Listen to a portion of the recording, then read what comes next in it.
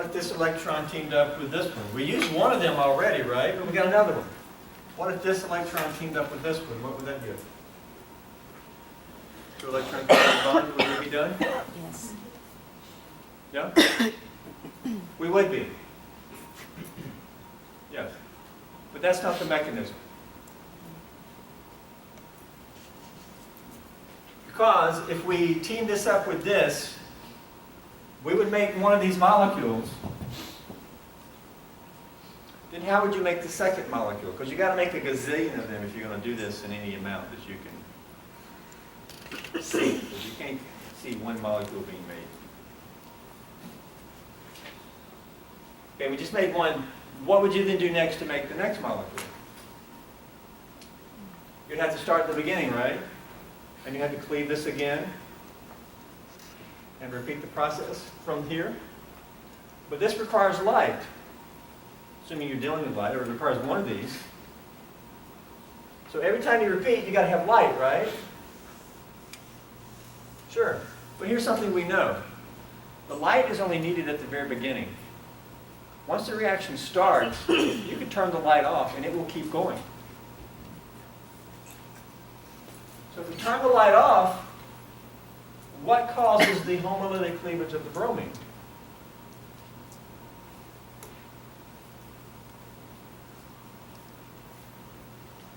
Our mechanism needs to account for such factors, such observations. Mechanism needs to account for product outcome, stereochemical outcome, also reaction parameters like rates and turning off lights and stuff like this. Okay, so the next step is, instead of this teaming up with a bromine radical, this reacts with bromine. Let's say we turn the light off. Now there's no more light to cause this to become radicals. Now, this goes over here and makes a deal with bromine and says, bromine, okay, let's me and you team up, bring one of your electrons this way. We're going to team up and make a CBr bond, and let's move this electron that way. So the carbon and bromine make a pact. We're going to bond.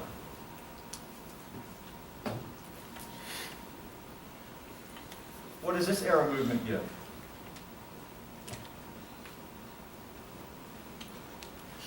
Well, it gives that, plus what? Plus bromine radical.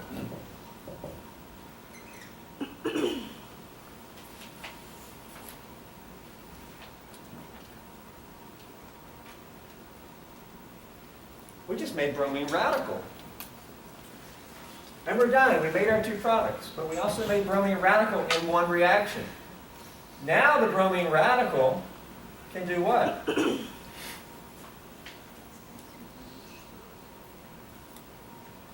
It can come back over and act like this one did at the very beginning. And it can react here. And you can come through, make a second molecule, but also a bromine radical. And it can then react with a third. Now we can turn the light off because we don't need to make any more bromine radicals this way. The light just got us started with bromine radicals. Once we did our mechanism this way, we made bromine radicals on our own.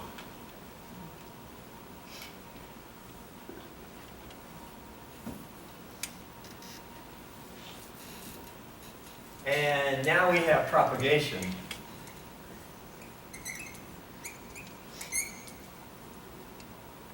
Okay? It's propagating. The initial would be called initiation.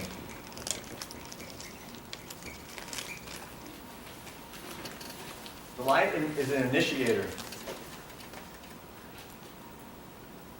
You wouldn't want to call it a catalyst. It initiates it.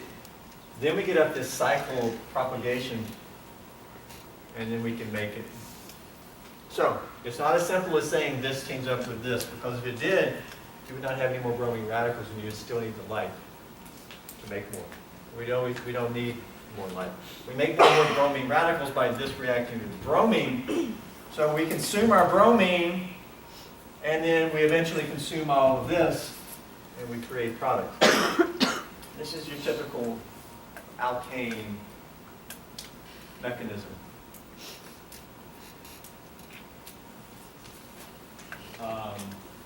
Just to be very selective, you can make such products routinely. If this was oxygen, you would put an oxygen here, and that would likely have an OH on it. And then you would put an OH here, and then you would put an OH here, and here, and here. And then this bond would cleave, and this would become bonded to O, and that would become bonded to O. And at high temperature, all your carbons become bonded to O. And then you lose water. Okay, you can look at that. And so the carbons, instead of becoming double bonded to, or bonded to OHs, they become double bonded to the O's. And you know when you burn something, you end up with CO2. Plus what? I mentioned water. Okay? All right? So when you do this oxygenation, it just goes haywire and goes complete. Every carbon gets radically oxygenated because it's uncontrollable, very high temperature, and the thermodynamics take it all the way.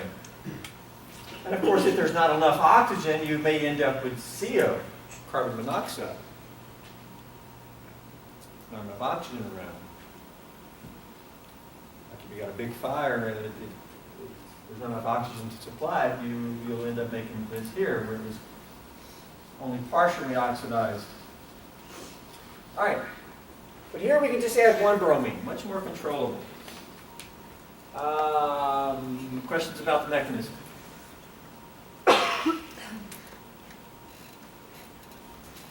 Why is it selected for the tertiary site? Right here, because we make tertiary radical.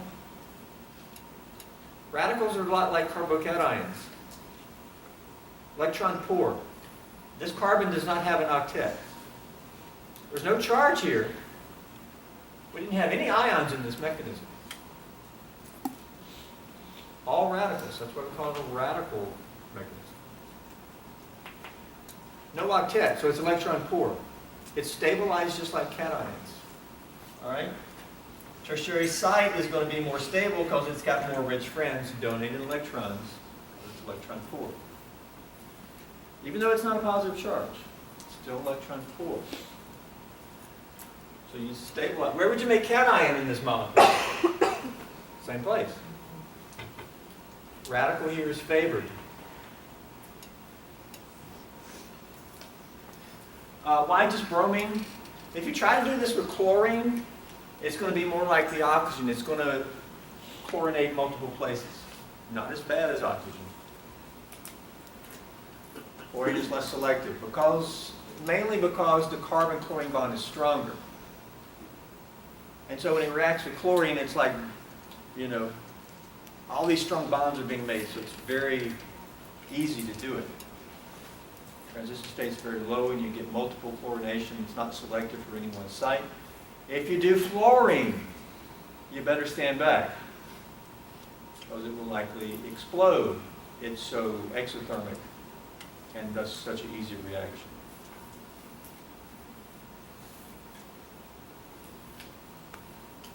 Iodine, on the other hand, the carbon-iodine bond is the weakest of the halogen-carbon bonds. Iodine is very sluggish, very slow. And often with iodine, the reaction goes the other way. You have a iodinated product, and it will go this way and give you your alkane plus iodine, I2. That's the favorable direction. That's why a lot of compounds with iodine, as they're stored, they become take on some orange color. That's because it's forming iodine, I2. The reaction is going reverse. That's one reason why when you do leaving group chemistry, iodine, even though it's the best leaving group, we don't often use iodo compounds. It's more common to use bromo compounds. Because the iodo compounds don't store as well. Thus they're more expensive to buy. Okay, and so they're not used quite as much. Doesn't mean you can't use them. It is the best leaving group of the halogens. Okay, let's see how we can do here. Predict the product of the first reaction.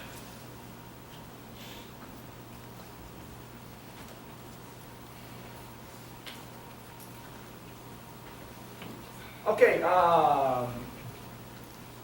the initiation can be accomplished by light. It can also be accomplished by heat.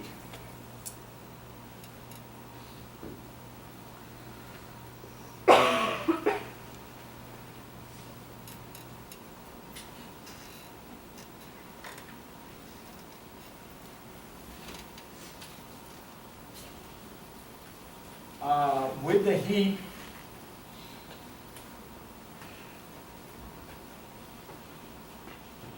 this is a little miscellaneous information. There is some evidence that oxygen may play an important role in this mechanism. Oxygen. Well, let me tell you this first. You can initiate with light or heat. You can also initiate with peroxides. Right. Peroxides like benzoyl peroxide or even hydrogen peroxide.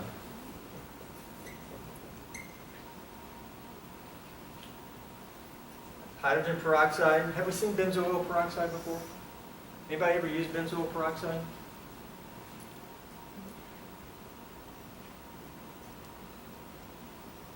Nobody's ever used nobody has benzoyl peroxide in their medicine cabinet?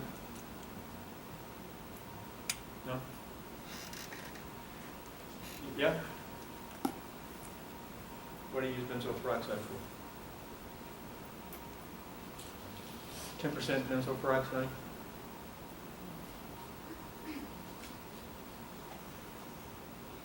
Nobody ever gets little acne bumps or anything with benzoyl peroxide? Yeah? It's an acne medication, right? Acne medication, yeah. 10%. Yeah, you can buy your tube of benzoyl peroxide at Walmart in the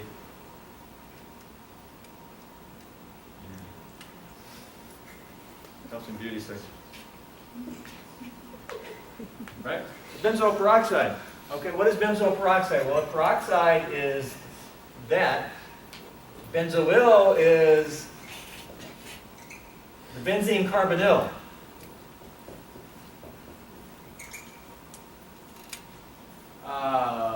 Instead of hydrogen peroxide, it's benzoyl peroxide. They're both peroxides, though. These will also homolytically cleave, okay, and they make oxygen radicals.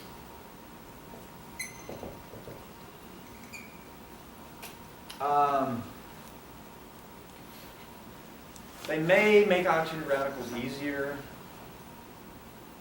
I don't have full details for you. But these radicals can form, and then they can react with the bromine to make bromine radicals. Don't worry about mechanistic details. Typically, anytime you see peroxide with your bromine, that means it's just a radical initiator. Peroxide, like light, is a radical initiator.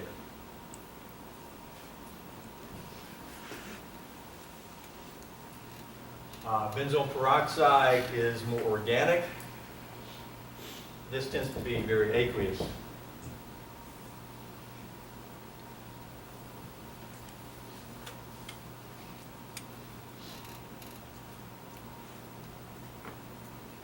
Okay, show product for this reaction. If you see things like peroxide, light energy, typically it means radical.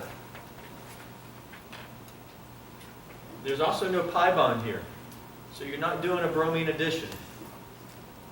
So you got to recognize that this is a radical bromination. So, suggest a product.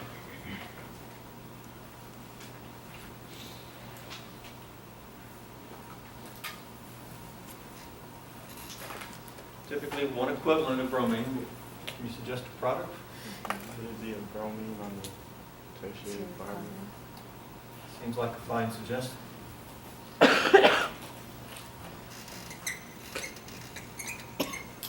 Plus what?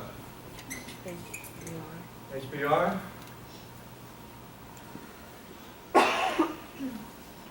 Yeah, if you do this reaction like this, okay, a lot of times as it's reacting, maybe a little heat or just stirring, this vapor starts coming out of your reaction.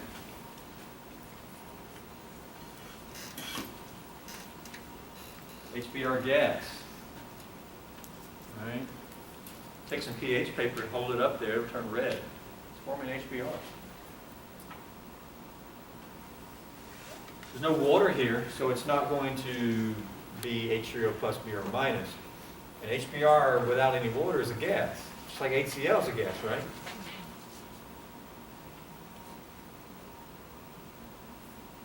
Here you go. There's a radical bromination of the tertiary site. We use one equivalent. Regio-selected for the tertiary site. And you know the mechanism. How about the next one?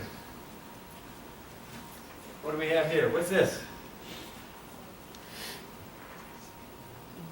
It's condensed formula for benzoyl peroxide. 2 oxygens, 2 benzoyl groups. Just like that drew here. Sometimes you may see it written BZ2O2. BZ is benzoyl.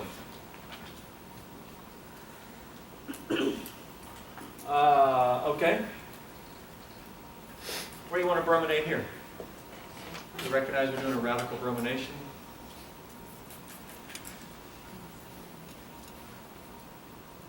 Remember, radicals just like cation. Where's the best place to form a cation here?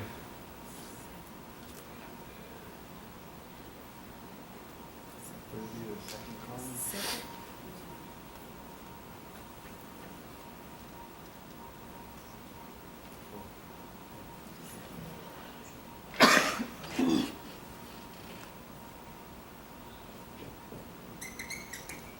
Right, benzylic.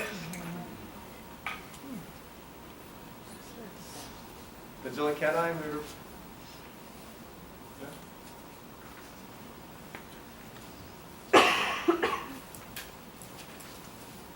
Can you do resonance of radicals?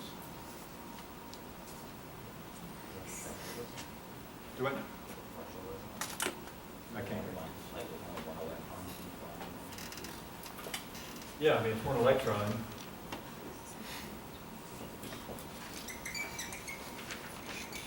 Is that radical resonance stabilized?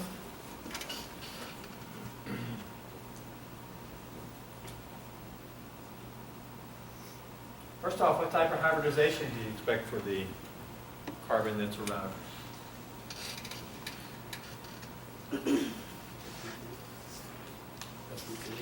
sp2?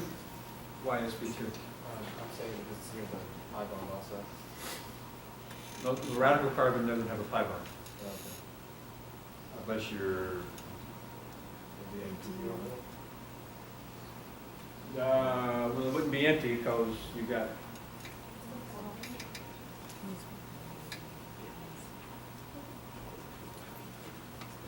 How many electron regions around this carbon?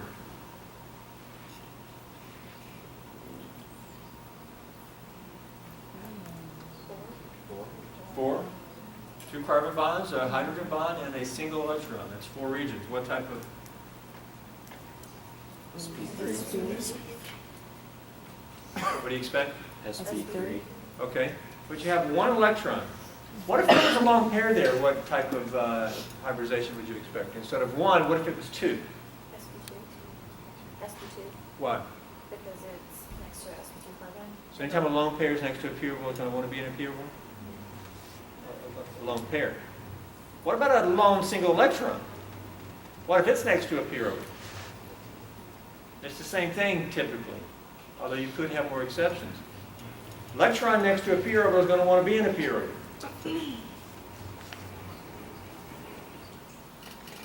So this is in a p orbital, it's one electron. But over here, this ring is what? There's p orbitals on every carbon. And each one of these has one electron. And you can draw 3 pi bonds in, fake pi bonds. You can say pi bond here, pi bond here, pi bond there. That'd be your 3 pi bonds if you wanted. Or you can do 2, 2, and 2, any way you want. They're all fake ones because you have resonance. We have how many p orbitals conjugated here? 7, right? Right? And there you go, they're all conjugated. How many electrons in the pi system?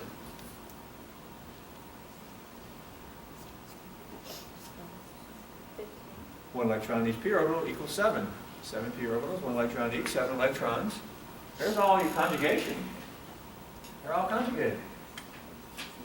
And when it's all conjugated, it becomes one system. That's resonance. It's a resonance delocalized, resonance stabilized radical. You want to draw the resonance structures?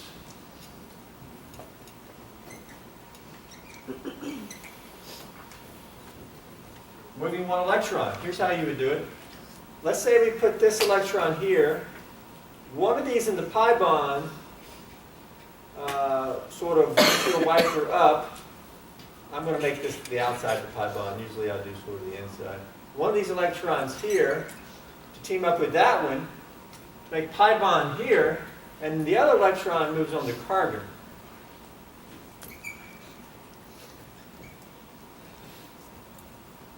And now what do we have? We have double bond here, and now we have radical here. Yeah, those are connected. And we didn't do anything here or here.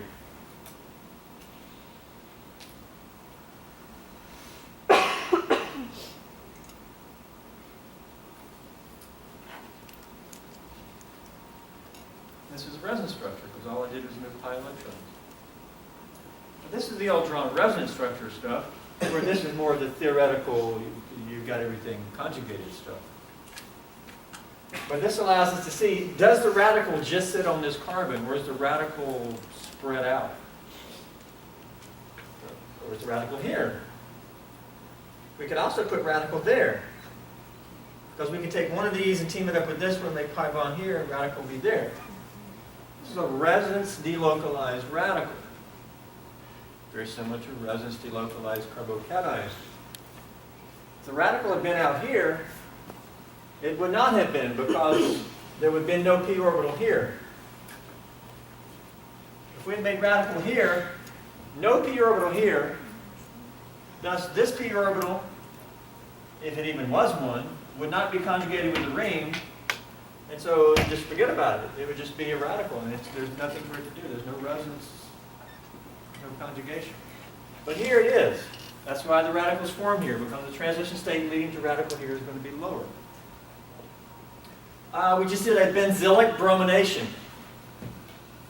Very common reaction for radical bromination at the benzylic site.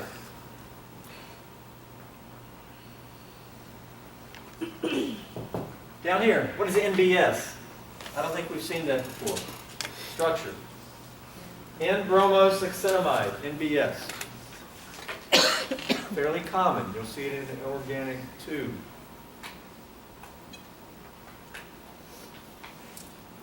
Got a nitrogen bromine bond. Instead of, okay, underman had bromine, that would be Br2. This is nitrogen instead. This thing can also homolytically cleave, and you can get bromine radicals.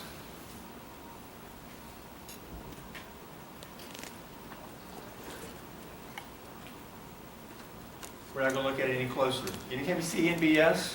Source of what? Bromine radicals. It's a safer alternative to bromine, Br2. You've used it in the lab. It's a liquid, very volatile, very corrosive. If you spill it, you're going to have problems. NBS. It's a nice solid. way of Allen balance. You spill it, you sweep it up. Much more convenient. Source of BR radical. You're doing a radical bromination here.